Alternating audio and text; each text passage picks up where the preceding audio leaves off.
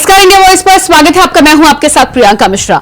UP में उपचुनाव से पहले यूपी की हॉट सीट मिल्कीपुर पर महाभारत छिड़ चुकी है, जहां पर सांसद अवधेश प्रसाद के बेटे अजीत प्रसाद पर मुकदमा और एफआईआर होने के बाद समाजवादी पार्टी लगातार इस सीट को लेकर जिस ओवर कॉन्फिडेंस के साथ भारतीय जनता पार्टी को चुनौती देती हुई नजर आ रही थी, यकीनन एफआईआर और जिस तरह से पुलिस ने इस पर मामला दर्ज किया है, उसके बाद अब मिल्कीपुर की सीट पर एक तरफ तो महाभारत है और दूसरी तरफ समीकरण बदलना भी तय हो चुका है।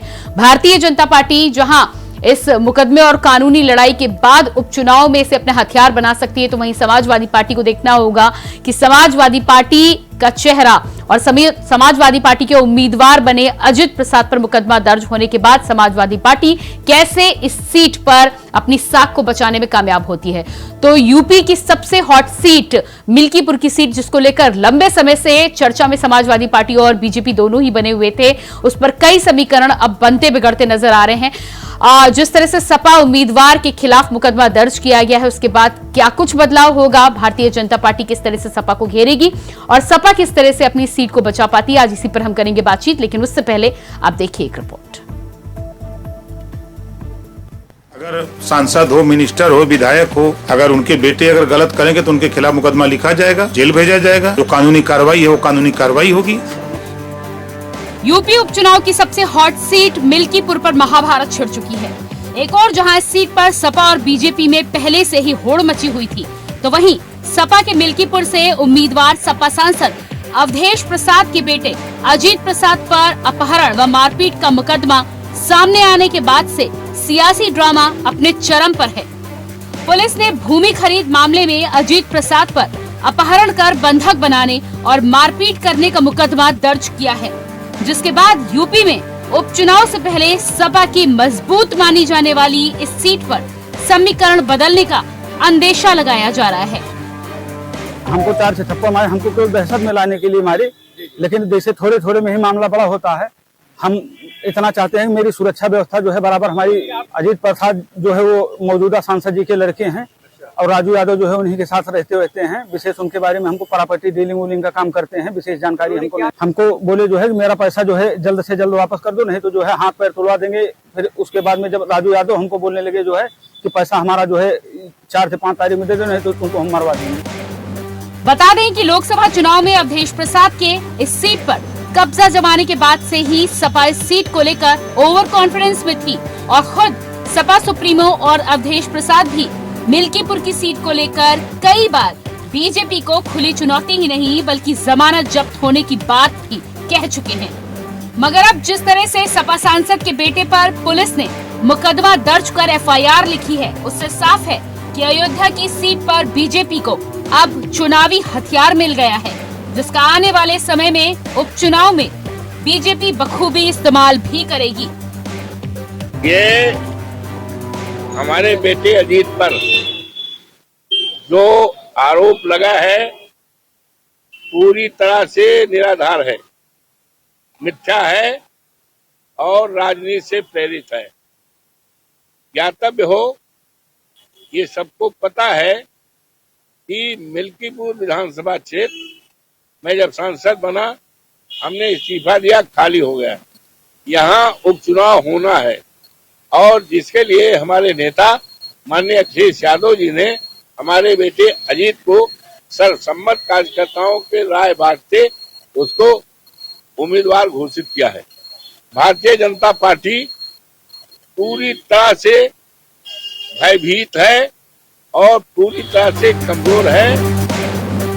तो यूपी की सबसे हॉट सीट पर अब लड़ाई केवल साख की ही नहीं बल्कि गुंडागर्दी, कानूनी कार्रवाई और राजनीतिक दांवपेच की भी है, जिसे लेकर आने वाले समय में सपा और बीजेपी के बीच राजनीतिक घमासान तय है। बीजेपी जहां सपा पर गुंडागर्दी की बात कर कानूनी कार्रवाई का हवाला दे रही है, तो वहीं सपा भी हर बार की तरह इसे बीजेपी की राजनीतिक साजिश पता निशाना साधने का काम करेगी। ये कौन सी नई बात है? अगर सांसद हो, मिनिस्टर हो, विधायक हो, अगर उनके बेटे अगर गलत करेंगे तो उनके खिलाफ मुकदमा लिखा जाएगा, जेल भेजा जाएगा। जो कानूनी कार्रवाई है वो कानूनी कार्रवाई होगी। मगर देखना ये है कि ठीक उपचुनाव से पहले सपा उम्मीदवार पर दर्ज ये मुकदमा उपचुनाव के बीच समीकरणों का तख्ता पलट कर पाता है या नहीं। Bureau report, India voice.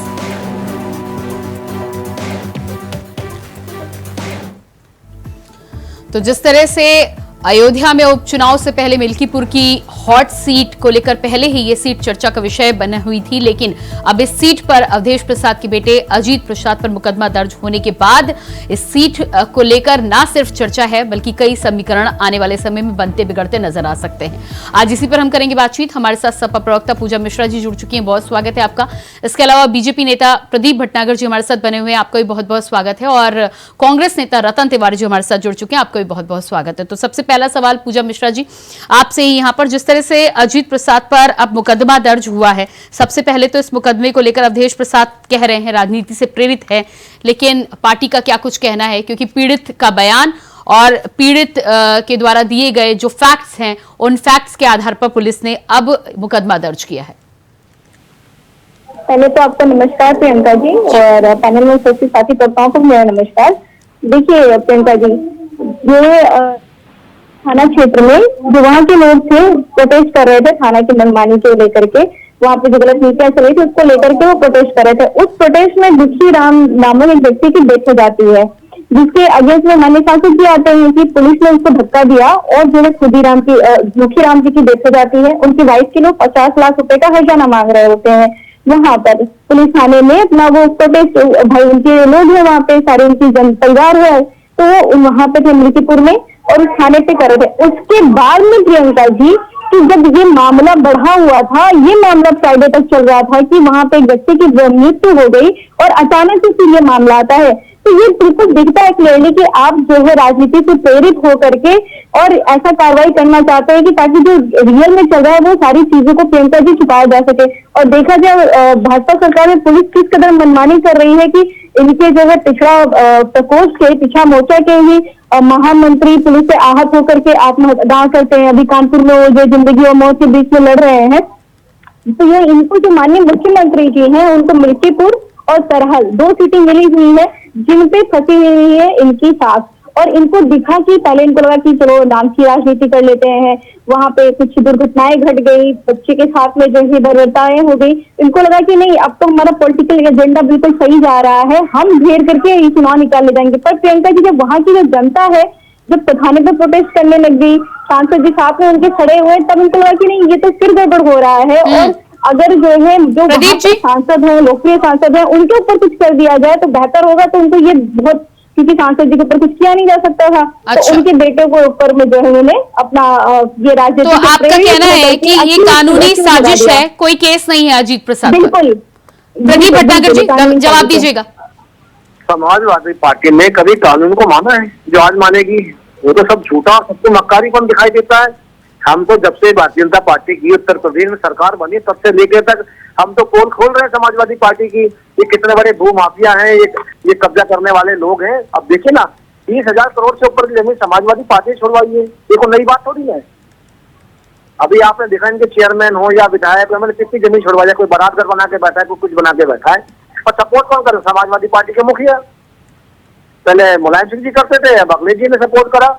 और ये पनप के कहां से कहां पहुंच गए। देखिए रेत माफिया और भू माफिया, ट्रांसपोर्ट माफिया, क्या बताओ, अब ये हथियार सप्लाई माफिया, क्या क्या नहीं है ये लोग। और हर जगह इनका नाम था, और ये नाम को नष्टो नाबूद होता जा रहा है। तो ये आज क्या करें, ये भारतीय जनता पार्टी की साजिश है। अगर पुलिस प्रशासन अपना काम कर रहा है, एक जो है पीड़ित है अपनी कंप्लेंट कराएगा, FIR कराएगा, तो वो बीजेपी साजिश हो गई। नहीं ठीक है प्रदीप भटनागर जी, ठीक है आप कह रहे हैं कानूनी कार्रवाई हो रही है, पीड़ित अपनी शिकायत दर्ज करा रहा है, लेकिन हर बार ये शिकायत की टाइमिंग इतनी सटीक कैसे बैठती है? मतलब अपराध के लिए कोई टाइमिंग थोड़ी ना होता है। अच्छा, अपराध के लिए अगर आप सोचते टाइमिंग, तो ये तो सोच रही थी तो बड़ी हंसने वाली बात है, हंसने वाली बात है।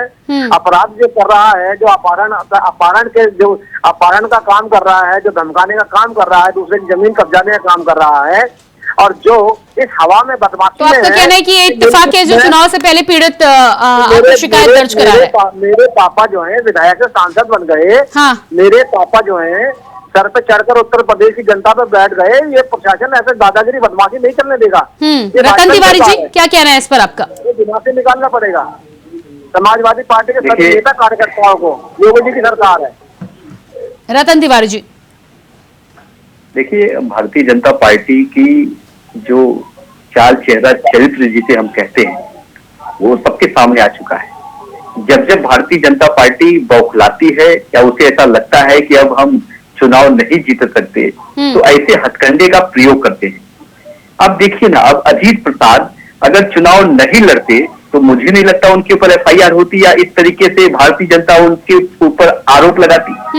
लेकिन मिल्कीपुर की जनता ने यह फैसला कर लिया है कि मिल्कीपुर में अखिलेश प्रसाद जी विधानसभा पहुंचे थे, अब उनके पुत्र भी विधानसभा पहुंच रहे हैं वो खाली होने के बाद से।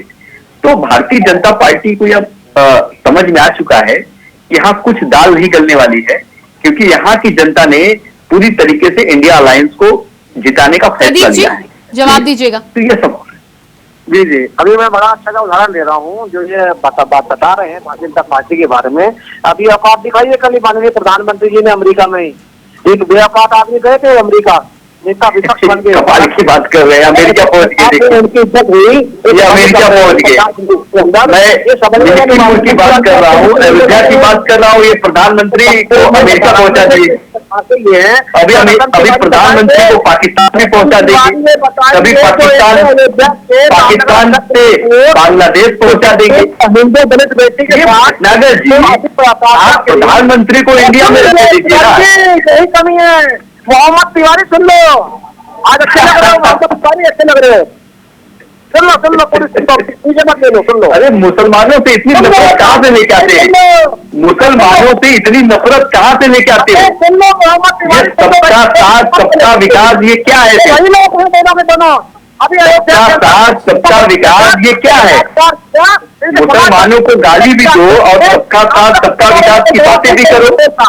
अरे शर्म आती है। और प्रधानमंत्री को ये चीज को समझानी पड़ेगी कि उनके प्रवक्ता चैनल पे आके मुसलमानों को गाली देते हैं, और जब मुसलमानों के क्षेत्र में जाते हैं तो हिंदुओं को भी गाली देते हैं। को बचाने के लिए बैठे हो और कुछ नहीं। और आप अच्छी बात चिंता मत करिए, जम्मू कश्मीर में आपका जो हर्ष होने वाला है ना, वो चुनाव के परिणाम के बाद हम आपसे बात करेंगे। हरियाणा में पूरी तरीके से गलियां खुल गई है। पानी पीजिए आप, हरियाणा की बात मत कीजिए। हरियाणा में हरियाणा और जम्मू कश्मीर में आप खत्म हो चुके हैं। प्रदीप जी वापस यूपी पर आइए, लेकिन इस तरह से नाम लेकर टिप्पणी करने से मुझे लगता नहीं कुछ फायदा होने वाला है। प्रदीप जी, करके मारे, ये वही रतन तिवारी है, ये वही रतन तिवारी है जो 2 महीने टीवी पर नजर नहीं आए थे। हम राजस्थान जीत रहे, मैं तो हमेशा टीवी पे आता हूँ, और हम तो कह रहे हैं कि हमने आपको बैसाखी पे लाके खड़ा कर दिया, 240 पे लाके खड़ा कर दिया। चंद्रबाबू नायडू के सारे सरकार चलाने वाले 400 पार का आंकड़ा देते थे, 400 पार का आंकड़ा। चलिए मुद्दे पर वापस आएंगे, मुद्दे पर वापस आएंगे। रतन तिवारी जी आपसे सवाल, प्रदीप जी मुद्दे पर वापस आएंगे, प्रदीप जी मुद्दे पर वापस आएंगे। रतन तिवारी जी, ठीक है, आपका कहना है कि भारतीय जनता पार्टी साजिश कर रही है, लेकिन इस पूरे मामले में पीड़ित ने जो बयान दिया था वो तमाम बयान सीसीटीवी फुटेज के आधार पर मैच हो गए हैं। आरोपित को वहां पर देखा गया है जहां पर पीड़ित ने बताया था। ये सब कुछ तो नहीं रचा जा सकता है ना, इसमें कुछ फैक्ट्स भी होंगे जिनके आधार पर गिरफ्तारी हुई है। ठीक है, मैं तो बार बार कहता हूँ, हम कानून का हमेशा समर्थन करते हैं। अगर वाकई में अगर अजीत प्रसाद जी ने गलत किया है तो कानून अपना काम करेगा, लेकिन ये चुनाव के समय में ऐसे कारनामे जो है भारतीय जनता पार्टी नहीं, तो क्या आपका क्या कहना है कि अगर इस तरह की घटना हो तो उन्हें रोक दिया जाए और चुनाव के बाद इस तरह के केस दर्ज हो? क्या ऐसा किया जाना चाहिए? मैं आपको कह रहा हूं ना, मिल्कीपुर ये चुनाव हारने जा रहे हैं, इसके लिए ऐसा कर रहे हैं। आपके चैनल पे प्रियंका जी, आप वरिष्ठ पत्रकार हैं, आपके चैनल पे मैं हिंदू हूँ और ब्राह्मण परिवार से आता हूँ, मुझे मोहम्मद कहा जा रहा है, मुझे मुसलमान बोल के गाली दी जा रही है, लेकिन आपने भारतीय जनता पार्टी के प्रवक्ता को आपने नहीं, मैंने बोला रतन तिवारी जी, मैंने बोला लेकिन आपने विरोध कर दिया, क्योंकि इस बात को लेकर मैंने प्रदीप जी को बोला कि इस तरह का संबोधन ठीक नहीं है। रतन तिवारी जी, नहीं प्रियंका जी, आपका ये चौथा स्तंभ है, हम बड़े सम्मान के साथ इसे सम्मान करते हैं, लोकतंत्र का एक मजबूत स्तंभ है, और आपके चैनल पे मुसलमानों को गाली दी जा रही है, कभी हिंदुओं को गाली दी जाती है। ये भारतीय जनता पार्टी के प्रवक्ताओं को हो क्या जाता है? अरे भैया, चुनाव है, चुनाव लोकतंत्र का महापर्व है, हार जीत लगी होती है, लेकिन हार के डर से ऐसे बौखला जाओगे, मुझे ऐसा लगा नहीं था कभी। लेकिन शुभकामनाएं आपके साथ है, आप चुनाव मैदान में जाइए और पाएगा तो हम बात करेंगे, दो हाथ करेंगे। प्रदीप जी, देखिए पीड़ा देखिए बेचारों की क्या है। तो ये जो है लॉ एंड ऑर्डर को मानेंगे नहीं, कानून को मानेंगे नहीं, यहाँ बैठ के कानून को गाली बकेंगे। अभी जो मुझे समझा रहे को मान रहे हैं, हम तो कह रहे हैं कि कानून के ऊपर भरोसा है। हम तो कह रहे थे, अरे भैया तो कह रहे हैं, झूठ क्यों बोल रहे हैं? हमने कहा कि कानून अपना काम करेगा, कानून का हम सम्मान करते हैं। राहुल गांधी के पश्चिमों को मत चलो, राहुल गांधी के पश्चिमों, राहुल गांधी के पास चले गए। अगर प्रधानमंत्री मोदी को अमेरिका भेज रहे थे, भाई कुछ खा के आए हो क्या? भट्टागर जी कुछ खा के आ गए हो क्या? राहुल गांधी कभी प्रधानमंत्री को अमेरिका भेजते हो, कभी राहुल गांधी का नाम लेते हो। धार्मिक आस्थाओं से खेलने के लिए राहुल गांधी बन रहे हैं यहाँ बैठ के। इन दिनों 50 लोग पाकिस्तानी और बांग्लादेशी इकट्ठे करके जो आप आंदोलन जी, अरे हम 15 लाख रुपए देने वाले लोग नहीं है, झूठ बोल के राजनीति करने वाले लोग नहीं है, सच बोल के राजनीति करने वाले लोग हैं, और हम जो बोलते हैं वो करते हैं। आप मुद्दे पे बात करेंगे तो बहुत अच्छा लगेगा। मोहम्मद रतन तिवारी थोड़ा शांति से बैठ जाओ, दूसरे को बोलने दो। भट्टागर जी मुद्दे पे बात चलिए ठीक है, मुद्दे पर आइए प्रदीप जी, मुद्दे से मत। एक बात तो बिल्कुल तय है कि अजीत प्रसाद पर केस, प्रदीप जी सवाल सुन लीजिएगा, बार बार सपा सुप्रीमो अवधेश प्रसाद मिल्कीपुर की सीट को लेकर बीजेपी को पहले ही चुनौती दे चुके थे। उनका कहना था कि बीजेपी को एक बार फिर से जमानत जब्त होगी, आपको 10 में से कोई सीट नहीं मिलने वाली है। लेकिन एक बात तो बिल्कुल तय है कि केस दर्ज होने के बाद क्या आपको लगता है कि आपके लिए एक हथियार है और फायदा आपको मिल सकता है? देखिए प्रियंका जी, फायदे के नुकसान की बात नहीं है, FIR दर्ज हुई है। फायदा नुकसान समाजवादी पार्टी या कांग्रेस नहीं है, फायदा नुकसान ढूंढने के 8,500 रुपए देके। मैं आपको इसका शेर बताना चाहता हूँ, अगर आप बताइए क्या इनकी आवाज आई? ये लोग इनके मुखिया बेचारों के डीएनए बेटी का इसका बलात्कार इनके नेता ने करा, उसका डीएनए टेस्ट खिला रहे थे। बेचारों की इज्जत झूठी हो गई, कहीं मुंह दिखाई दे रहा अखिलेश यादव जी का, जो डीएनए टेस्ट जब रिपोर्ट आई तो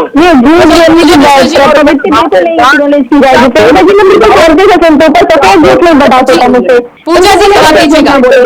प्रियंका जी देखिए, इनकी घबराहट है, इनकी घबराहट अभी कह रहे हैं कि डीएनए टेस्ट मोड से आया हुआ है, और ये जो वहाँ पे नवाब थे इनके साथ में घूम रहे थे, इनके नेताओं के साथ में थे, समाजवादी पार्टी के साथ में हमारे ताल्लुकात में तलबत दोनों इनके यहाँ पे है, और इनके ही जो है पिछड़ा प्रकोष्ठ के महामंत्री आत्महत्या करने की कोशिश करते हैं। उड़ीसा में इनकी सरकार बनी और महिला के साथ में किसी पुलिस ने हृदय से छुपा नहीं है। और मिल्कीपुर में आप देख सकते हैं कैसे होता है, मिल्कीपुर में पुलिस के अगेंस्ट जो है जनता प्रोटेस्ट कर रही होती है, दूसरी आंसू वहाँ पे डेथ हो जाती है, और वहाँ पे माननीय सांसद जी जाते हैं कि आपको जो है इस पर कार्रवाई करनी पड़ेगी, हरियाणा देना पड़ेगा उनकी पत्नी को, तब जो है FIR हो जाती है उनके बेटे के ऊपर। और जो आपने भी कहा CCTV कैमरा में, अगर CCTV कैमरा में अगर वहाँ पे वो दिखे हैं तो दिखते होंगे, मार्केट के ऊपर वो नहीं दिखे, वहाँ पे मौजूद थे। पूजा मिश्रा 5 गाड़ियों के साथ दिखाई दिए हैं, बन गया उसमें सफाई। तो आप बताइए कि बेटे हैं विधायकी की पूजा मिश्रा जी इस पूरे मामले में क्लियर कर दो। पूजा मिश्रा जी 1 मिनट सुन लीजिएगा, पूजा मिश्रा जी 1 मिनट सुन लीजिएगा। इस पूरे मामले में अब तक जो जानकारी निकल कर सामने आ रही है सूत्रों के हवाले से या पुलिस के हवाले से, वो ये है कि 5 गाड़ियां आई थी, पीड़ित को बिठाया गया है और बिठाकर जबरन ले जाया गया, इतना तक तो दिखाई दिया। उसके बाद केस की सच्चाई क्या है वो पुलिस की जांच में पता चलेगी, लेकिन इतनी जानकारी CCTV फुटेज के माध्यम से सामने आई है। आप क्या कह रहे हैं?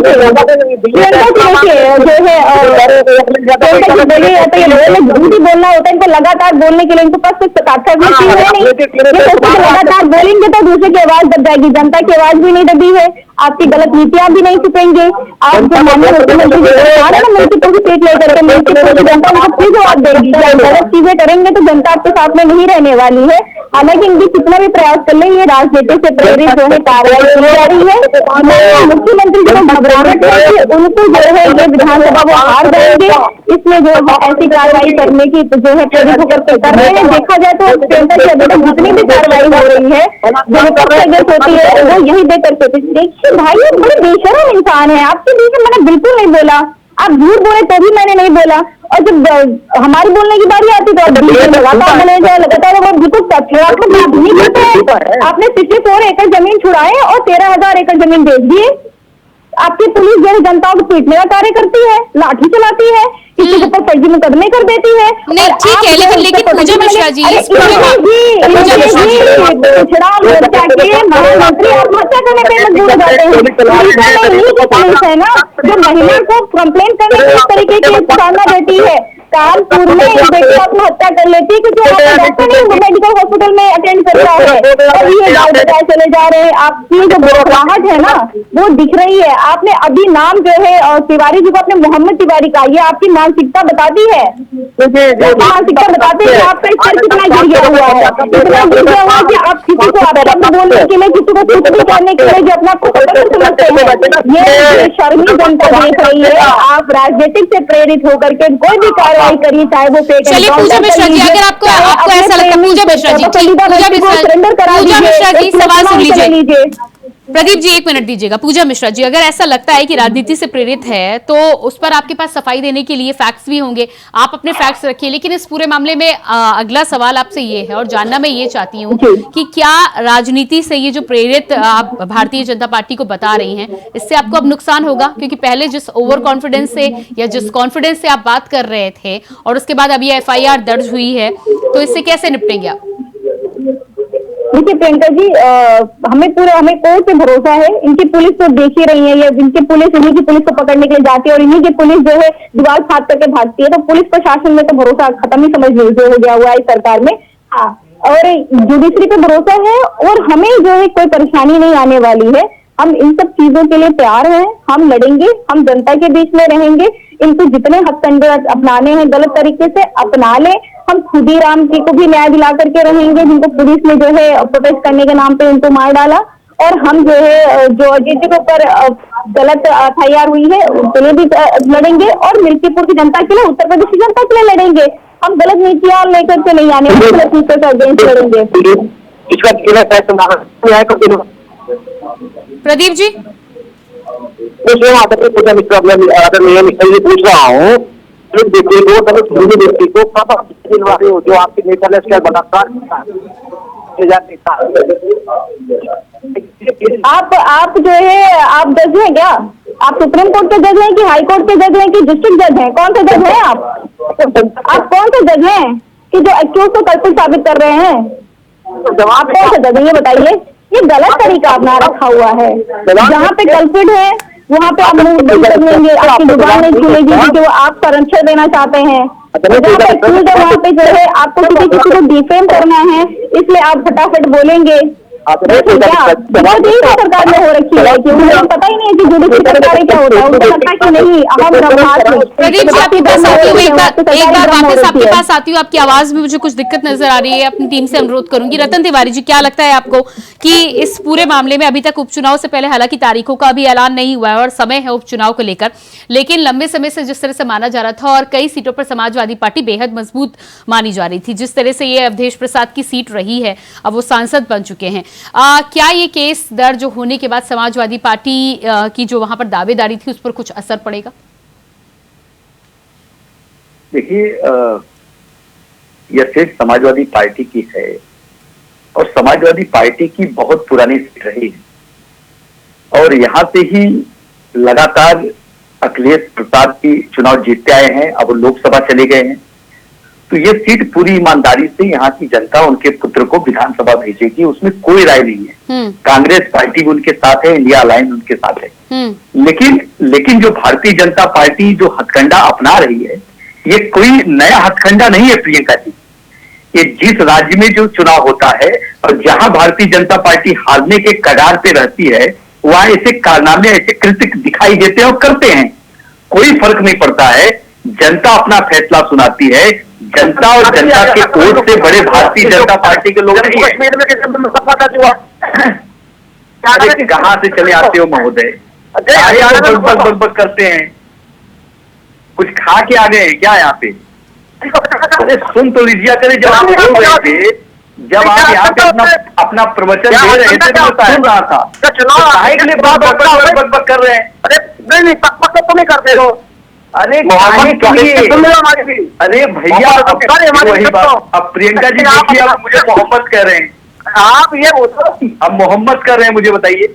प्रदीप भटनागर जी, मैं पहले भी आपको इस बात को लेकर, प्रदीप भटनागर जी, पर्सनल टिप्पणी तो डिबेट में होनी नहीं चाहिए, और फिर इस तरह की टिप्पणी करके आप क्या सिद्ध करना चाहते हैं? प्रदीप भटनागर जी, नहीं, मुझे नहीं लगता ये डिबेट के अनुरूप आप मर्यादा का पालन करते हुए नजर आ रहे हैं। ठीक है, आपके को पैनलिस्ट हैं, आपको तर्कों के माध्यम से जो भी तर्क देना है वो देना है, पर नाम बदलकर आप क्या सिद्ध करना चाहते हैं? दूसरे के बीच में नहीं, बहुत तिवारी को भी सोचना पड़ेगा चीज के बारे में, और कानून का लेकिन प्रदीप जी, अनुरोध है कि आप अपने तर्कों से बात कीजिए, किसी पर पर्सनल व्यक्तिगत टिप्पणी ना करें तो बेहतर है। मैं किसी को व्यक्तिगत नहीं कर रहा जी, मैं व्यक्तिगत नहीं, आप नाम बदल दे रहे हैं, एक नाम बदलकर आप क्या सिद्ध करना चाहते हैं? व्यक्तिगत है क्या?